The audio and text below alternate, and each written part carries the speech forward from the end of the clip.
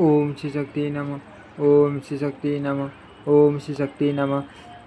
वामन पुराण की विशेष सूची और उस पुराण के सर्वम पठन एवं दान का महात्म्य है। ब्रह्मा जी कहते हैं, बस सुनो, अब मैं टीवी क्रम चरित्र से युक्त वामन पुराण का वर्णन करता हूँ। इसकी श्लोक संख्या 10,000 है। इसमें कुंभकल्प के वटान का वर्णन है और तीवन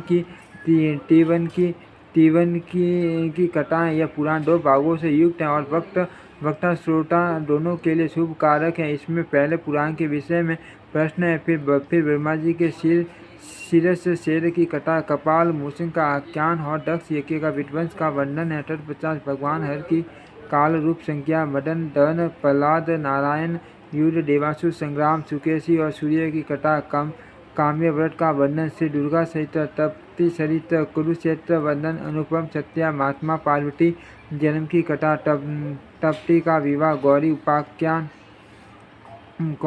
कौशिकी उपाख्यान, कुमार सरित, अंधक वध की कथा, सांध्योपाख्यान, जाबाली सरित, अजा की अद्भुत कथा, अनकासुर और भगवान शंकर का युद्ध, अंधक को गणपति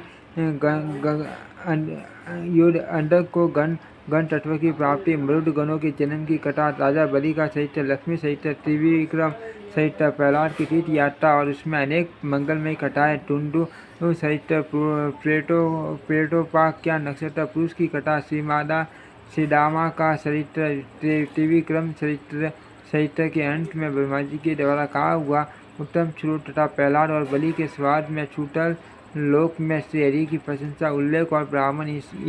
इस प्रकार मैंने आपको इस पुराण का पूर्व भाग बताया है। अब इस वामन पुराण के उत्तर भाग का श्रवण करो। उत्तर भाग में 4 संहिताएं हैं। वे पटक एक षष्ठ श्लोक से युक्त है। उनके नाम इस प्रकार हैं: माहेश्वरी, भगवती, शौरी और गणेश्वरी। माहेश्वरी संहिता में श्री कृष्ण तथा उनके भक्तों का वर्णन है। भागवती संहिता में जगदम्बा के अवतार की अद्भुत कथा दी गई है। शौरी संहिता में भगवान सूर्य की पाप नाशक महिमा का वर्णन है। गणेश्वर संहिता में भगवान शिव तथा गणेश जी की संहिता का वर्णन किया गया है।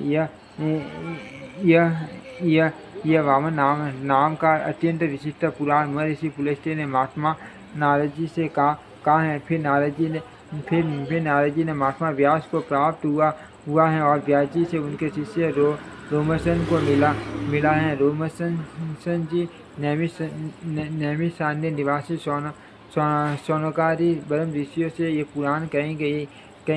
इस प्रकार यह मंगल में वामन पुराण परंपरा से प्राप्त हुआ है। जो इसका पाठ और श्रवण करते हैं वे भी परम गति को प्राप्त होते हैं। जो इस पुराण को लिखकर शरत काल के विश्व योग में वेद बेटा ब्राह्मणों को व्रत धेनु के साथ इसका दान करता है। वह अपने पितरों को तर्कस से निकाल कर स्वर्ग में पहुँचा देता है और स्वयं भी अनेक प्रकार के भोगों का उपभोग करके देह त्याग के 50 बार भगवान विष्णु के परम पद को प्राप्त कर लेता है।